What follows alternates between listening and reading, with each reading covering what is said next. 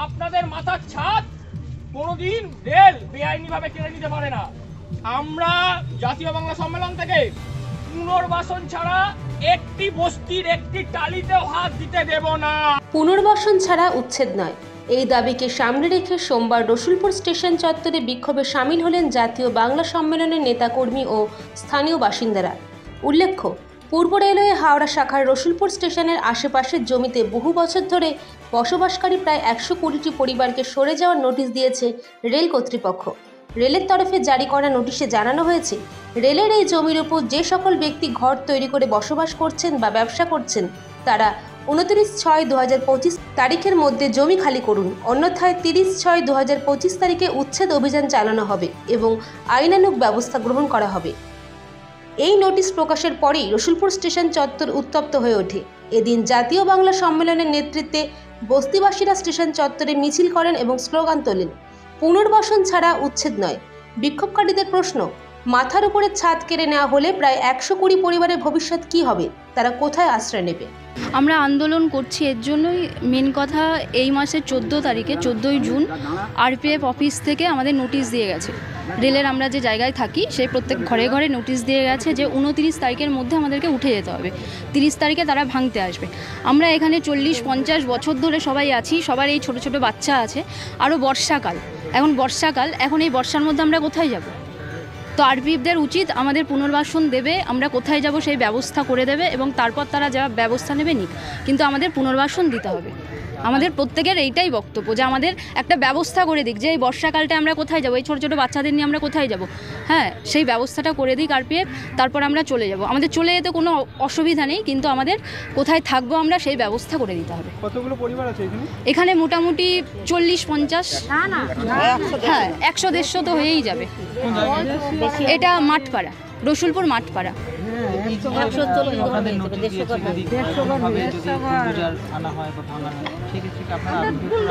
হ্যাঁ আমরা সবাই বুলডোজারের সামনে, আমরা দরকার হলে আমরা শুয়ে পড়বো, আমাদের যাওয়ার কোনো জায়গা নেই, তো আমাদের ব্যবস্থা করে দিতে হবে। হ্যাঁ বুলডোজারের সামনে আমরা প্রত্যেকে যাব। আপনার নাম? সুমিত্রা সর্দার। আন্দোলন নেমেছি, আমাদেরকে নোটিশ দিয়ে গেছে এখান থেকে চলে যাওয়া, কিন্তু আমরা আজকে 40-50 বছর ধরে রয়েছি, আমাদের নাতি পুতি বাল বাচ্চা সব আছে, সেগুলো নিয়ে আমরা কোথায় যাব? আমাদেরকে একটুখানি পুনর্বাসনের ব্যবস্থা করে দিক, আমরা চলে যাব, আমাদের থাকার ব্যবস্থা করে দিক। এই বর্ষাকালে আমরা কোথায় যাব? রেলকে কি জানানো হয়েছিল যে আমাদের পুনর্বাসনের ব্যবস্থা? না, আমরা রেলকে কিছু জানাই। আজকে ভাঙার কথা আছে, 15 দিন টাইম, 14 দিন টাইম দিয়েছে, 14 দিনের মধ্যে আমরা কি জানাবো? এই বাচ্চা কাচ্চা নিয়ে আমরা কোথায় যাব?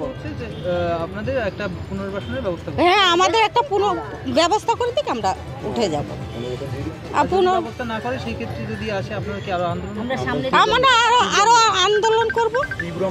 হ্যাঁ, আমরা যাব কোথায়? আমাদের যাওয়ার জায়গা নেই তো। রাধারানী সামন্ত। আন্দোলনকারীরা হুঁশিয়ার দিয়ে বলেন, আরপিএফ বা প্রশাসন উচ্ছেদ করতে এলে তারা বুক চিতিয়ে রুখে দাঁড়াবেন, 1 ইঞ্চি জমিও তারা ছাড়বেন না। এমনকি বুলডোজার চালানো হলে সেই বুলডোজার তাদের উপর দিয়ে চালাতে হবে, তবু তারা পিছু হটবেন না। আজকে রসুলপুরে এখানে আজ থেকে প্রায় 15-20 দিন আগে আরপিএফ বস্তিতে এসে নোটিশ দিয়ে যায় যে হচ্ছে এই মা বোনদেরকে দেখছেন, এনাদের প্রত্যেকের ঘরে নোটিশ দিয়ে যায় 15 দিনের মধ্যে প্রত্যেকটা ঘর খালি করতে হবে। আজকে রসুলপুরে 120টার ওপর বস্তির ঘর আছে, 120টার যদি মাথা পিছু ধরা হয় 4 জন করে, তাহলে 4-12-3-4-48 মানে 480টা লোকজন, 120টা পরিবার, 120টা পরিবার যারা আজকে 40 থেকে 50 বছর ধরে এইখানে বসবাস করছে। এনাদের কাছে আধার কার্ড আছে, এনাদের কাছে ভোটার আইডি কার্ড আছে, এনাদের ভোটার অধিকার আছে, এনারা ভোট দেন, ভোট দিয়ে নির্বাচন, সেইখানে নির্বাচনী পলিটিক্সে, ইলেকট্রাল পলিটিক্সে সেখানে অবদান রাখেন। সেইখানে আজকে কোনো ধরনের রেল পুনর্বাসন না দিয়ে এনাদেরকে উচ্ছেদের নোটিশ দিয়ে গেছে 15 দিনের মধ্যে।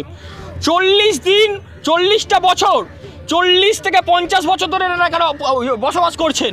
আজকে রেল তারা যদি মনে করে যে আজকে হচ্ছে কোনো ধরনের পুনর্বাসন ছাড়া এখানে উচ্ছেদ করবে, আমরা জাতীয় বাংলা সম্মেলনের তরফ থেকে এখানে শয়ে হকার ভাইরা এসেছে, তারা প্রত্যেকে সম্মিলিত আন্দোলন করেছি, আমাদের মা বোনদেরকে নিয়ে আমরা আন্দোলন করেছি এবং আমরা এই আন্দোলন চালিয়ে যাব। আমাদেরকে বস্তি যে মা বোনেরা আছে, এই বর্ষার সময় এই বর্ষার সময় বৃষ্টিতে এখানে জল জমে যায়। এই বর্ষার সময় রেল বিজেপি সরকার, আজকে বিজেপি সরকার রেলের মাধ্যম দিয়ে যে বস্তি উচ্ছেদ করতে এসছে, তারা বলে তারা কাদের সরকার? আজকে তারা বিজেপি যে রেল প্রশাসন, তারা আজকে এই বস্তি উচ্ছেদ করতে এসছে। মানুষের মাথার ছাদ দেওয়ার তোমাদের ক্ষমতা নেই, তোমাদের মাথার মানুষের ছাদ কারোরও কোনো অধিকার নেই। আমরা জাতীয় বাংলা সম্মেলন তরফ থেকে এখানে তীব্র আন্দোলন করেছি, এখনও পর্যন্ত আরপিএফ আসেনি। যতক্ষণ না ওরা আসছে, ওরা যদি আসে, ওরা যেদিক দিয়ে আসবে সেদিক দিয়ে ওদেরকে ফেরত যেতে হবে। আমরা এই বস্তির একটা টালির একটা ইটও আমরা নড়াতে দেবো না। আমাদের এই আন্দোলন চলছে এবং আমাদের এই আন্দোলন সারাদিন চলবে। আমরা এখানে সবাই অবস্থানে আছি, যতক্ষণ না আমাদের পুনর্বাসন দেওয়া হচ্ছে ততক্ষণ আমরা এই বস্তির একটা জায়গাও নড়তে দেবো না, একটা ইটও নড়তে দেবো না।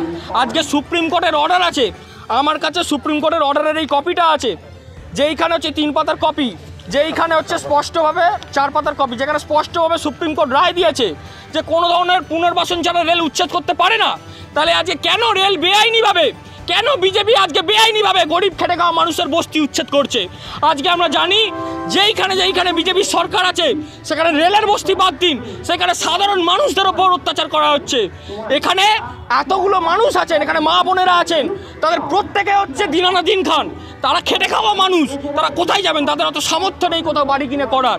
আজকে 40-50 বছরের ওপর এখানে ওনারা অবস্থান করছেন, এখানে ওরা আছেন, তাদের ওপর তাদের মাথার ছাদ দেওয়ার ক্ষমতা নেই। রেল তাদের মাথার ছাদ, রেল এবং বিজেপি সরকার তাদের মাথার ছাদ কেড়ে নিতে চাইছে। তারা যদি মনে করে যে বাংলায় উত্তরপ্রদেশ বিহারের মতো এইখানে বেআইনিভাবে উচ্ছেদ চালাবে, তাহলে এটা হচ্ছে বাংলার মাটি। আমরা মা বোনেরা, আমরা বাংলার যারা ছেলে আছি, তারা আমরা মা বোনদের জন্য আমরা শেষ রক্তবিন্দু দিয়ে অব্দি লড়ে যাবো। আরপিএফে যদি এখানে উচ্ছেদ করতে হয়, বুলডোজার আনতেই হয়, তাহলে আমাদের বুকের ওপর দিয়ে বুলডোজার যাবে, আমাদের মা বোনেরা থাকবে, তাছাড়া আমরা একটা ইঁটও নড়তে দেবো।